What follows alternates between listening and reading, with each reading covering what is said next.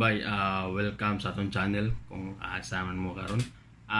This video akong i-share sa inyo is how to put hashtags above the title of your YouTube video. Dili ni siya the usual nga katutong hashtag nga naa sa atong title, but this time hashtags above the title of your videos. It was released last year around April or March that you can put hashtags above the title of your YouTube video. Search locally, wala kay ko nakita nga mga YouTuber or mga vlogger nga butang ani nga kuan nga strategy. I don't know if balo ba sila nga naani nga implementation ni YouTube, or just dili lang nila gina-apply kay they think dili siya applicable sa ilang YouTube video. Pero as much as possible, if you have chance to apply, then experiment kung unsa ang effect ani sa inyong sa iyong channel. Kay it's I think naa siya gapon ningali reasons nga nung si YouTube ginabutangan niya hashtags ang above the title or sa inyong videos. Experiment kung unsa man for those people nga I think ga SEO in YouTube. Dili tingali siya applicable as of now kay it's only one word na mo siya. So kung magbutang ka og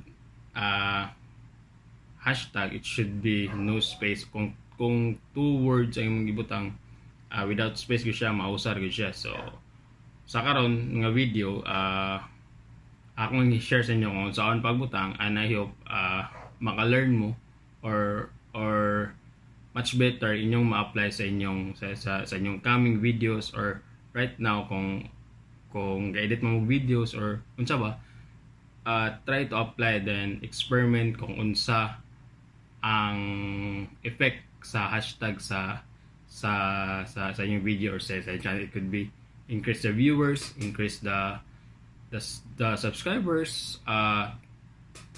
YouTube gi-implement nila ni to stay more in the video. Kumbaga atagan ni YouTube og more options ang viewers to click more or to find more nga related sa ilang gina-search. So nara i-share na ako sa inyo kung unsaon pagbutang sa hashtag above the title of your YouTube videos. So apply and let's see kung unsa ang effect sa inyo ni siya nga strategy ni YouTube. Then for this mangita tag example nga atong pwede ma-apply sa katong hashtag nga videos above the title. So kanila atong example ang kaning all homes nga videos 9 months ago, 8 months ago. Sa kani ang hashtags nga above the video is dire na to ibutang sa description sa atong video. Ang maximum niyan is around 15, safe is 10, but for the example karon ako lang ibutang is around 3 hashtags lang, just for the example sa atong video karon. And I hope kani nga video I mean nga hashtags mugawas ang atong video sa kani nga siya nga atong pamutang. So save after nimo mabutang hashtags, then go back to your video manager, then let's try to play the video guys kung gawas mo itong hashtags nga atong ibutang dito sa atong description. So let's view the video, and then nara siya tulo. So if i-click na tong isa ni, I hope nga mugawas ang atong video if i-click na to siya. So let's try this. Click 1 kung unsa ba. Okay, nabagi siya sa all home. Number 4, not bad, di ba? So ana siya ka nice kung nay mag-search using hashtags. Then next is try the next one guys, kung Nabagita the second one, it's right. Ops number one. So, di ba? Ana siya ka nice kung magbutang tag hashtag sa atong videos which is related sa atong videos kay we surely magawas kita sa research. Magawas ta sa research kung naging mangita. So, guys, apply then observe kung unsa ang advantage ug disadvantage ani sa inyo. Mo din ang policies sa YouTube regarding lang hashtags too.